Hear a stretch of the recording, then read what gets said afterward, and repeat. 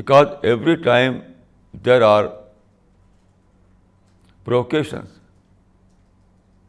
every time there are excuses. So you have to adopt the formula.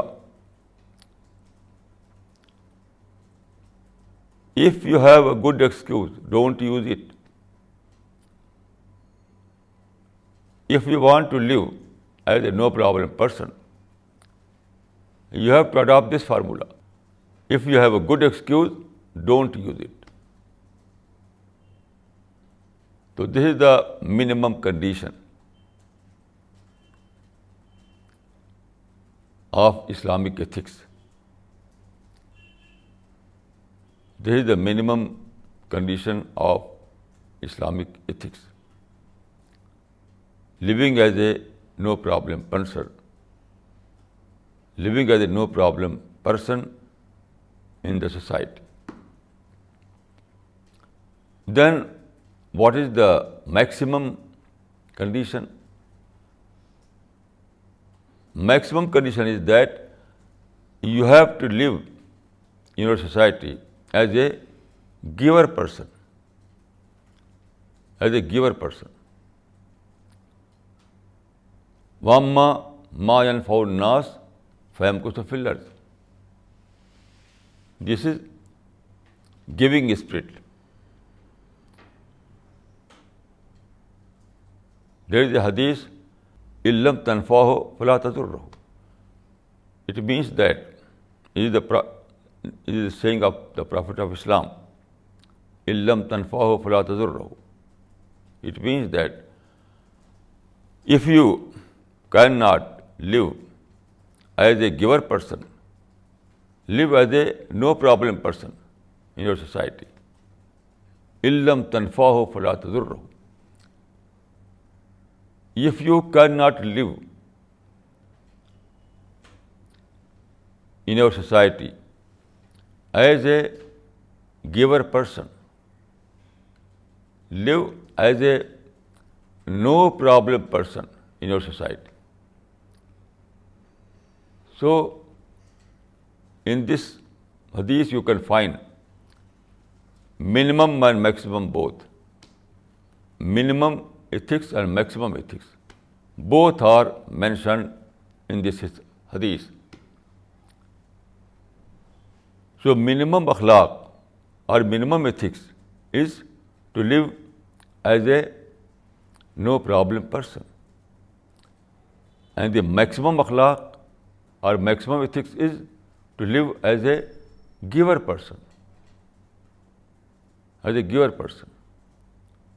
وَأَمَّا مَا يَنْفَعُ النَّاسَ فَيَمْكُثُ فِي الْأَرْضِ. This is the basic teachings of Islam, of Islamic ethics.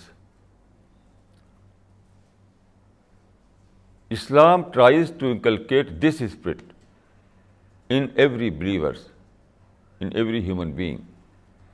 There is no third position. According to Islamic teachings, there is no third category. Third category is animal category. If you are not living as a no-problem person, and if you are not living as a giver person, then you belong to animal category. There is no third category at all. So it is very important to understand that what is Islamic ethics and what is not Islamic ethics. Because according to hadith, أَقْبَلُ الْمُسْلِمِينَ إِيمَانًا أَقْبَلُ الْمُؤْمِنِينَ إِيمَانًا أَحْسَنُهُمْ خُلُقًا. أَقْبَلُ الْمُؤْمِنِينَ إِيمَانًا أَحْسَنُهُمْ خُلُقًا. It means that best mu'min, best believer is one who is best in character. Best believer is one who is best in his moral conduct. So this is the definition of a best Muslim. This is the definition of a best believer. Anyone who claims that I am a mu'min, I am a believer, but he lacks of these two qualities, then according to this hadith, he is not a believer. Simply claim is not enough. Simply claim is not enough. Simply lip service is not enough. So you have to fulfill this criterion. If you claim that I am a mu'min, I am a believer, then you have to fulfill this condition. And that condition is that you have adopt the best character.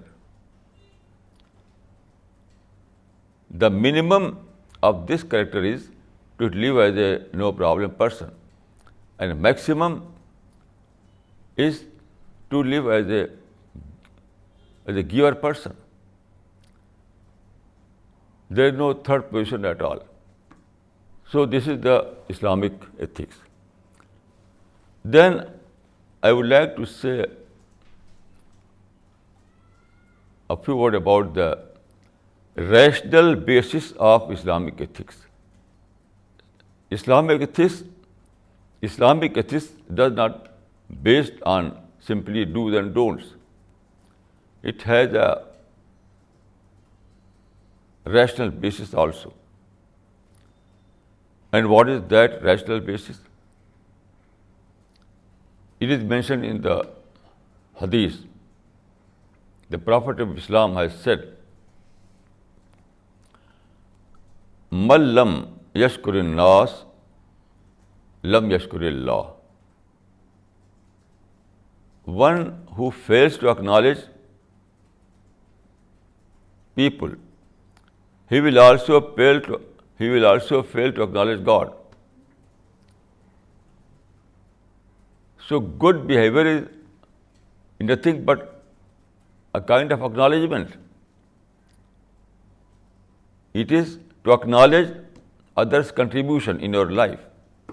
Good character, good akhlaq, good behavior, good ethics is nothing but a kind of acknowledgement of others' contribution in your life. Then shukr means acknowledgement. You have to acknowledge God, and also you have to acknowledge man. This is shukr. So God has provided you all things, all those items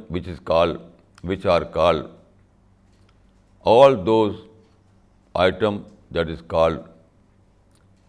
that are called life support system. So who provided life support system? God Almighty. God Almighty has provided life support system.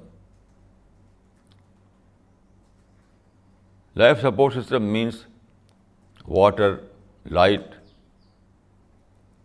gravitational pull in our earth, oxygen, all million and billion things without which you cannot live on this earth. So all those things who are necessary part of your life, that are called life support system.